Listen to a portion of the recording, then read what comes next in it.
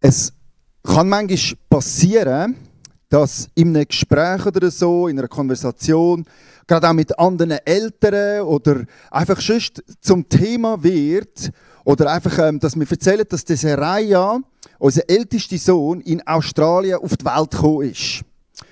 Und häufig, wenn wir das so erzählen, wenn wir die Information so weitergeben, kommt eigentlich fast immer, muss ich korrigieren, eine Frage. Und es ist eigentlich immer die gleiche Frage. Und wenn du das jetzt zum ersten Mal so gehört hast, dass der Seraya in Australien auf die Welt gekommen ist vielleicht auch die Frage gerade in deinem Kopf jetzt, oder? Und zwar ist die Frage, ist der Seraya in dem Fall Australier? Hat er den australischen Pass? Oder? Das ist ja eine naheliegende Frage und das ist häufig etwas, was mir gefragt wird. Und da muss ich immer sagen, leider nicht. Er ist leider kein Australier. Ich hätte es ihm ja gegönnt, weisst du? Ich hätte es mir ja wirklich gegönnt. Ich finde, es hat ja auch so gut so ihm passt.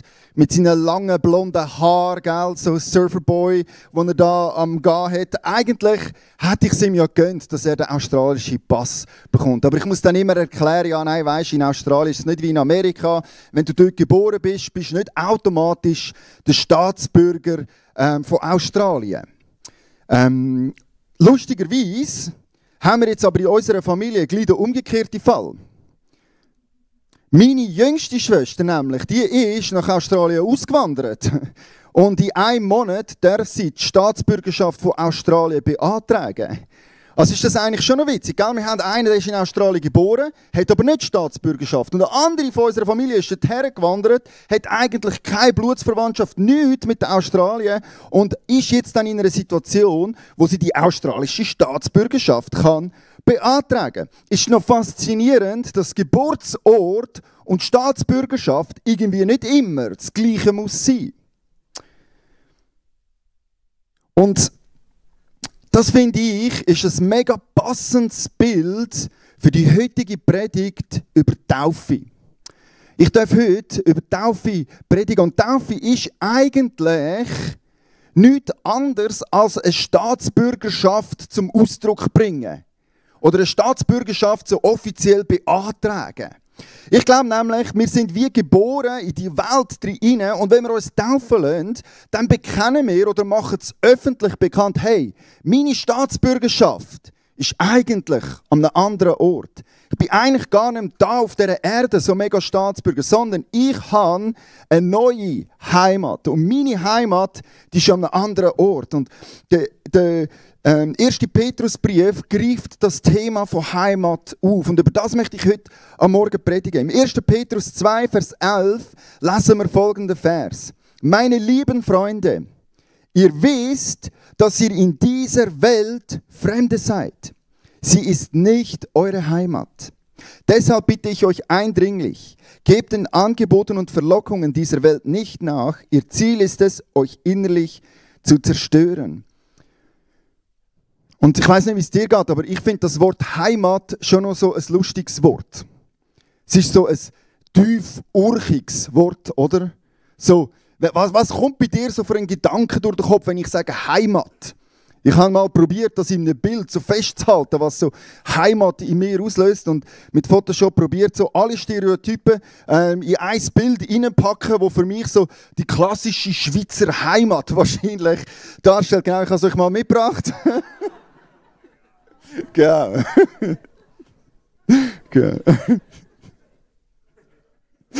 Das ist, wenn du künstliche Intelligenz sagst, sie soll ein Bild von Schweizer Heimat erstellen, oder? Dann kommt das dabei raus. Genau. Und, also, es fehlen natürlich noch ein paar Sachen, oder? Es hat keine Kuh im Bild, hallo, geht ja gar nicht, oder? Und auch Schoki fehlt, wobei wir haben gesagt, ihre Zähne sehen komisch aus, vielleicht hat sie die Schoki einfach schon gegessen. Und auch Geld ist irgendwie da gar nicht drauf, oder? Aber sonst muss ich also schon sagen, hey, ganz viele Stereotypen, Höckli, oder? Genau, das ist so ein Bild von Heimat. Und ich weiss jetzt nicht, ob das etwas ist, wo du dich daheim fühlst, wenn ich dir das Bild zeige. Ich weiss nicht, was das in dir auslöst, ob du findest, jawohl, genau, da möchte ich mich dazu gesellen.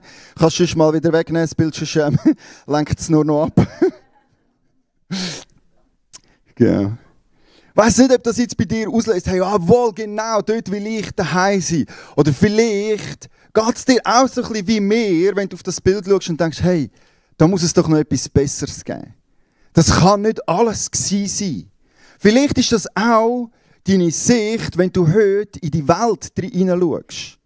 Vielleicht löst das bei dir ein bisschen aus, dass du denkst, hey Mann, wenn ich in die Welt hineinschaue, dann habe ich plötzlich eine Sehnsucht nach mehr.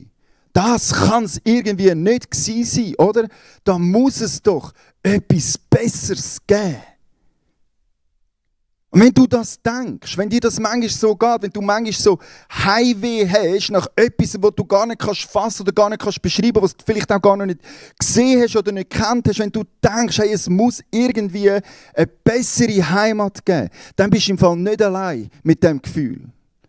Ich möchte lesen aus dem Hebräer 11, Vers 16. Dort wird das beschrieben. Sie, also unsere Glaubensväter, die vor uns gegangen sind im Glauben, da werden Namen genannt wie Abraham und Isaac und Jakob. Da werden Namen genannt wie David und so weiter. Das sind so die Menschen, die vor uns im Glauben unterwegs sind. Und über die wird geschrieben, sie sehnten sich nach etwas Besserem, nach einer Heimat im Himmel. Daher schämt sich Gott auch nicht, ihr Gott genannt zu werden. Schließlich hat er im Himmel tatsächlich eine Stadt für sie erbaut. Und ist das nicht genial? Dass wir dürfen gewiss sein, dass wir die Sicherheit haben, hey, da gibt es eine Heimat für uns. Etwas, das vorbereitet ist, ein Reich, eine Stadt, die gebaut wird, die so viel besser ist als alles, was wir jetzt auf dieser Welt da haben.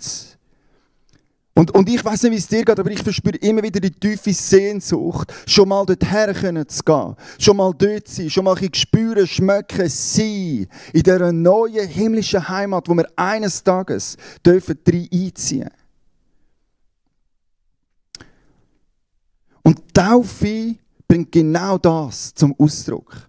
Es ist eigentlich ein Statement von einer Person, die sagt, hey, ich bin zwar geboren in die Welt hinein, aber weisst du was? Meine Staatsbürgerschaft, mein Daheim, mein eigentliches Daheim ist an einem Ort, wo wir jetzt alle noch gar nicht sehen können. Ist an einem Ort, der vorbereitet ist für mich. Es ist eigentlich meine himmlische Heimat im Himmel beim Vater daheim.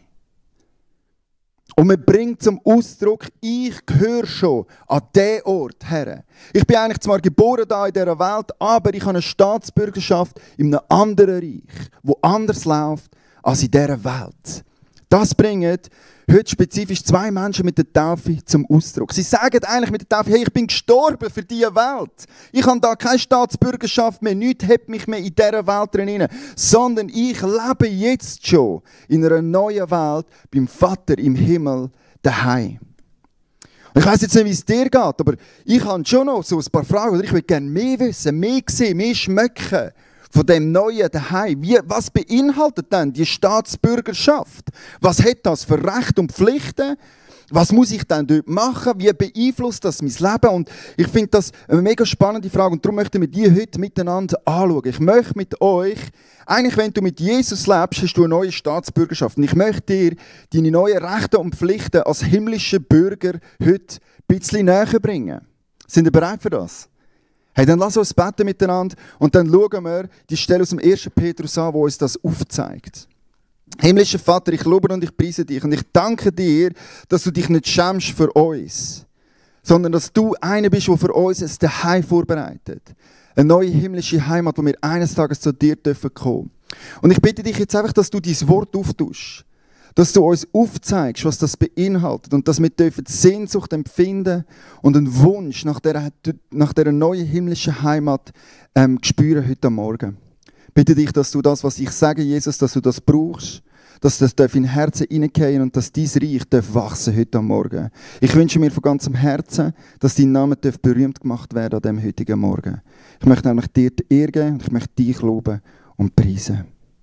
Und alle, die einverstanden sind, dürfen mit mir zusammen sagen, Amen. Amen. Alright, schauen wir doch mal die neue himmlische Staatsbürgerschaft von uns an. Im 1. Petrus 2, Vers 9 gibt es nämlich so eine Beschreibung, von was wir sind und wo wir dazugehören. Und dort steht, ihr seid jedoch das von Gott erwählte Volk. Ihr seid seine königliche Priesterschaft, eine heilige Nation, ein Volk, das ihm allein gehört und den Auftrag hat, seine großen Taten zu verkünden. Die Taten dessen, der euch aus der Finsternis in sein wunderbares Licht geführt hat. Und das ist ein Vers, der ist so geladen. Da gibt es so viel in dem einen Vers drin. Ich könnte ohne Witz locker eine Monatsserie über nur diesen Vers machen. Ein Bibelstudium, da hat es so viel zum Auspacken und Entdecken in diesem Vers drin. Weil das sind ganz viele Bilder aus dem Alten Testament, die da gebraucht werden, um unsere neue Staatsbürgerschaft zu beschreiben. Es gibt ganz viele Bilder aus dem Alten Testament, die man auspacken kann. Und ich habe mich jetzt heute Morgen beschränkt auf nur 3 Sachen, die ich mit euch möchte anschauen, spezifisch highlighten, so gesagt, an diesem heutigen Morgen. Und wenn wir merken, hey, mal, da könnte man eigentlich noch tiefer gehen, dann machen wir dann mal noch ein Seminar aus diesem Bibelvers. Das wäre noch lässig. He? Einfach ein Bibelvers, mal einfach eins abnerden und schauen, was es da nicht alles rauszuholen gibt aus diesen mega tiefen Bildern, die uns da näher gebracht werden. Okay, also, erster Punkt, den wir miteinander anschauen, ist, wir sind das von Gott auserwählte Volk. Und wie ich schon gesagt habe, das sind alles alttestamentarische Referenzen, die der Petrus da schreibt, die für die Leser, für die ursprünglichen Leser, die das geschrieben bekommen haben, für die hat das unglaublich tiefe Bedeutung gehabt. Ich möchte mit euch anschauen, 2. Mose 19, 5-6, dort wird das nämlich beschrieben, das auserwählte Volk. Jedoch sollt ihr wissen, steht dort, wenn ihr meine Worte sorgsam beachtet und euch an die Bestimmungen des Bundes haltet, den ich mit euch schließen werde, dann werdet ihr mein besonderes Eigentum sein. Solch eine Stellung hat kein anderes Volk. Mir gehört zwar die ganze Welt, aber ihr sollt für mich ein Königreich von Priestern sein, ein Volk, das mir geweiht ist. Hey, wow, was für ein Privileg, was für eine spezielle Situation, dass du und ich dürfen uns zu dem Volk dazu zählen. Das ist jetzt eben einer von diesen Punkten, wo wir leider nicht genug Zeit haben zum Auspacken. Wieso, dass wir eigentlich zum Volk gehören, zum auserwählten Volk. Und das andere, wo so tief ist in diesem Bild drin ist, ein Volk ist speziell, weil sie einen Bund geschlossen haben mit dem Gott im Himmel. Auch für das haben wir leider heute Morgen keine Zeit, sondern der Punkt, den ich aber möchte machen mit uns allen ist, wir sind das erwählte Volk. Was für ein Privileg, dass der himmlische Vater dich und mich erwählt. Ist schon speziell, dass er uns will. Ist ganz anders mit Staatsbürgerschaften auf unserer Welt. Hey, wenn du die australische Staatsbürgerschaft willst, dann musst du zuerst 10 Jahre im Land gelebt haben. Sonst gibt es das sicher nicht. Gehen wir mit der Dabrina reden, was sie müssen machen, um die Staatsbürgerschaft in der Schweiz zu beantragen. Hey, die ist von 8 Leuten gegrillt worden. So 18 vor ihr gehockt sie allein und die stellen dir alle Fragen über die Schweiz und die stellen Fragen wie, ja, weißt denn du, wo die Quelle vom Rüss ist, von der Rüss ist? Was? Wenn wir mal, also jetzt ehrlich, Hand hoch, wer könnte sagen, wo die Quelle von der Rüss ist? Hände hoch. 2, 3. Okay, ihr alle anderen 4. Sehr gut, alle anderen müssen den Pass abgeben. Ihr dürft nicht mehr Schweizer sein, weil anscheinend ist das eine Frage, die man muss wissen und die man muss können beantworten, wenn du Schweizer sein willst. Hey, und mit Gott ist es ganz anders. Ich habe keine Ahnung, was sie ist. Ich muss ihn auch abgeben.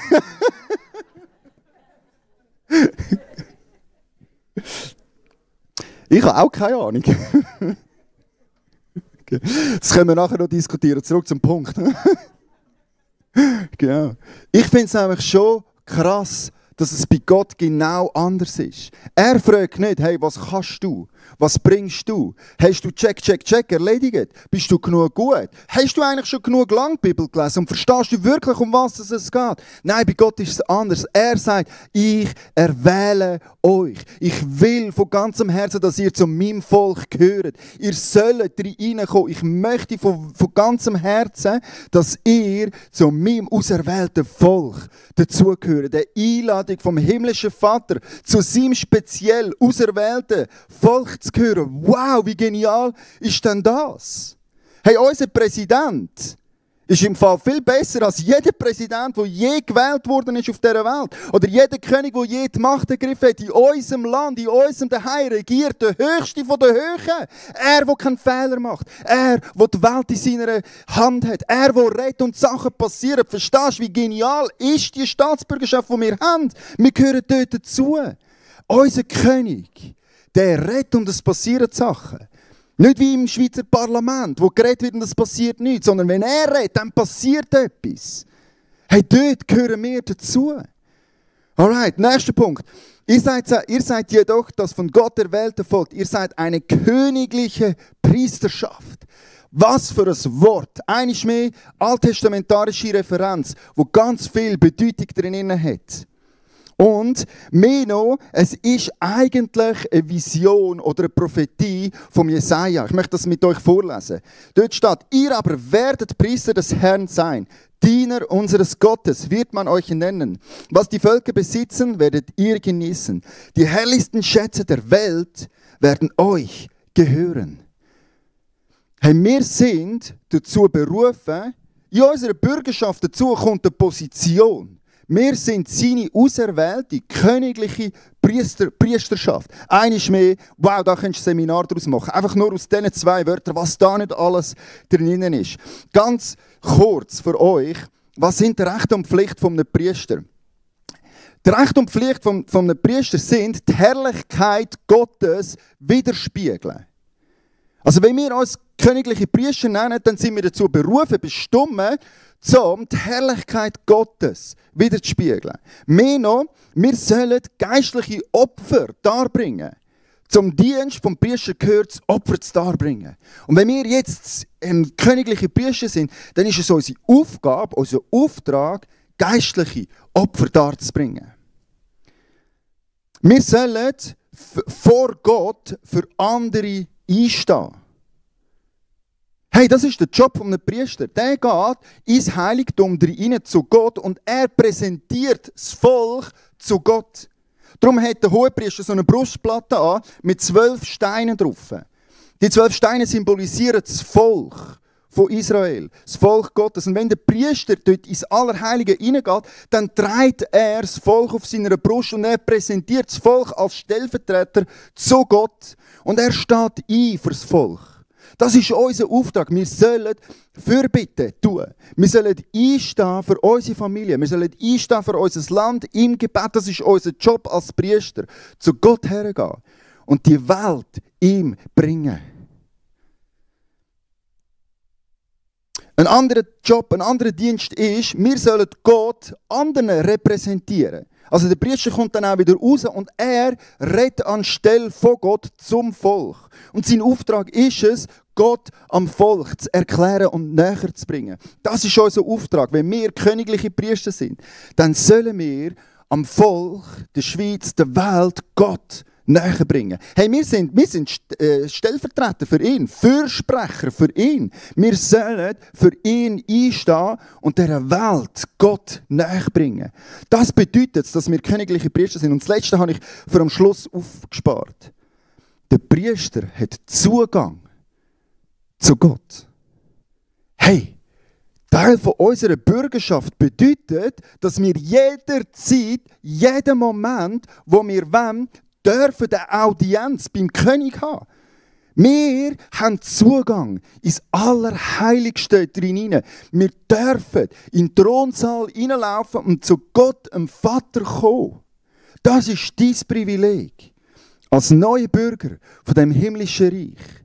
Hey, lass uns das Privileg auch nutzen. Lass uns neu einfach mit einer Hingabe zum König kommen. Lass uns das Privileg voll in Anspruch nehmen. Und lass uns immer wieder vor Gott, dem König, hingehen.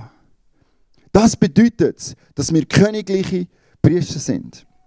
Und das Letzte, was ich noch mit euch anschauen möchte, was zu unserer Staatsbürgerschaft dazugehört, ist, ich lese nochmal aus 1. Petrus 2,9.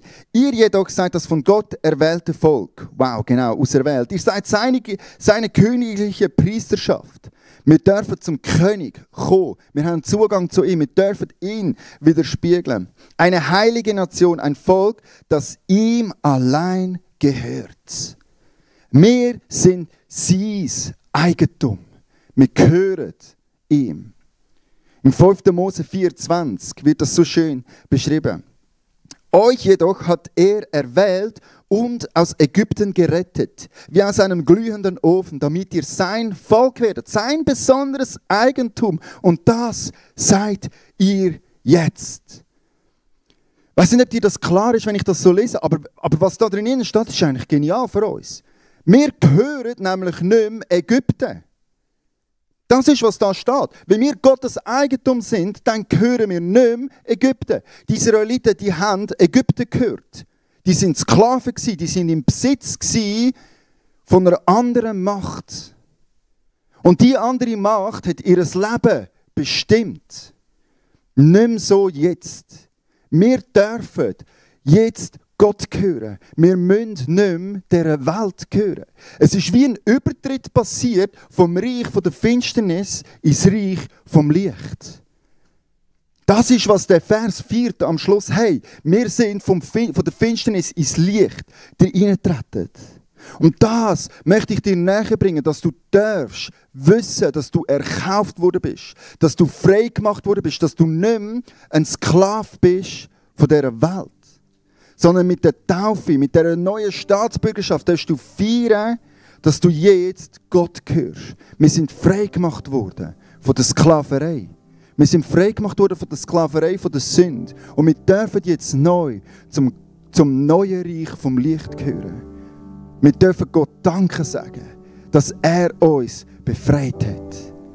Weißt du, dank Jesus Christus, dank dem, was er am Kreuz da hat, haben wir heute ein Privileg, dass wir uns sein Eigentum nennen dürfen. Dass wir nicht mehr der Sünde gehören. Dass wir losgekauft worden sind. Und dass wir jetzt mit Gott dürfen verbunden sein. Ich weiss nicht, wie es dir jetzt geht, wenn ich dir das so erzähle. Die Staatsbürgerschaft erklären. Es könnte sein, dass da in diesem Raum Menschen sind, die noch gar nicht Ja gesagt haben oder noch gar nicht die Staatsbürgerschaft so in Anspruch genommen haben. Und vielleicht hast du jetzt gemerkt, wow, das will ich. Genau zu dem möchte ich gehören. Ich möchte zu dem auserwählten Volk von Gott gehören. Ich möchte gerne das Amt, das Privileg vom königlichen Priester in Anspruch nehmen. Und ich möchte gerne das Eigentum von Gott sein und nicht das Eigentum von dieser Welt. Ich möchte nicht mehr in Ägypten in der Sklaverei leben, sondern ich möchte frei gemacht werden. Und ich möchte das Eigentum Gottes sein. Ich möchte die Frage stellen, hey, wenn es jetzt Menschen da rein gibt, die sagen, ja, das will ich, die Staatsbürgerschaft, die will ich. Lass mich dir erklären, es ist ein Gebet, das du beten kannst. Es ist genau der Herrschaftswechsel, den wir im Gebet vollziehen können. Wo wir bekennen mit unserem Mund, öffentlich bekennen. Jesus, du bist mein König. Ich bin frei geworden durch dich. Ich möchte, was mich festhält auf dieser Welt, ablegen. Und ich möchte neu zu dir gehören. Ich möchte dich einladen, wenn du noch nie so ein Übergabegebet gebetet hast, so nennt man das. Darf ich dich einladen, hey, was haltet dich davon ab, heute das Übergabegebet zu beten? Wenn du das möchtest beten, dann komm nachher auf mich zu, komm auf irgendjemanden zu, vom Welcome-Team, vom Gebetsteam. Es sind Menschen da, die bereit sind, um mit dir das Gebet zu beten und deine neue Staatsbürgerschaft festzumachen im Himmel. Dass auch du darfst wissen und eines Tages darfst mit Zuversicht heimgehen zum Vater. Dass du deine neue Heimat mit deinen eigenen Augen darfst schauen. Und dass du am König von diesem Reich darfst du Heu sagen. Ich freue mich auf diesen Tag. Und ich möchte dich einladen, die Staatsbürgerschaft heute auch festzumachen, falls du das noch nicht gemacht hast. So möchte ich zum Schluss dieser Predigt beten. Und dann sind wir noch nicht ganz fertig. Dann machen wir noch den letzten Teil von diesem Bibelvers. Okay? Aber zuerst möchte ich beten. Jesus Christus, ich danke dir von ganzem Herzen, dass du uns frei gemacht hast. Dass du uns aus der Sklaverei rausgeführt hast in eine neue Heimat.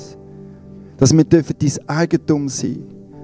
Und ich bitte dich jetzt einfach, dass du Menschen, die die Entscheidung noch gar nicht getroffen haben, dass du denen jetzt nachgehst. Dass du ihr Herz klopfst und dass Menschen dürfen Türen auftun für dich. Ich danke dir, dass wir heute eine neue Staatsbürgerschaft feiern dürfen. Dass wir dürfen miteinander Freude haben, dass Menschen öffentlich bekennen, dass sie zu dir gehören. Für das möchte ich dich loben und preisen. Amen. Wir haben gesagt, wir kommen zum letzten Teil vom Bibelvers. Dort steht nämlich: Ihr jedoch seid das von Gott erwählte Volk. Ihr seid eine königliche Priesterschaft, eine heilige Nation, ein Volk, das ihm allein gehört und den Auftrag hat, seine großen Taten zu verkünden. Die Taten dessen, der euch aus der Finsternis in sein wunderbares Licht gerufen hat. Und genau in all die Situationen möchten wir jetzt deinen Namen hinsprechen, Jesus. Dort, wo es schwierig ist, dort, wo Festungen sind, Jesus, du bist grösser. Du bist mächtiger und du stehst über all dem, Jesus. In deinem Namen ist Sieg. In deinem Namen ist Durchbruch, Jesus. In deinem Namen ist Freiheit.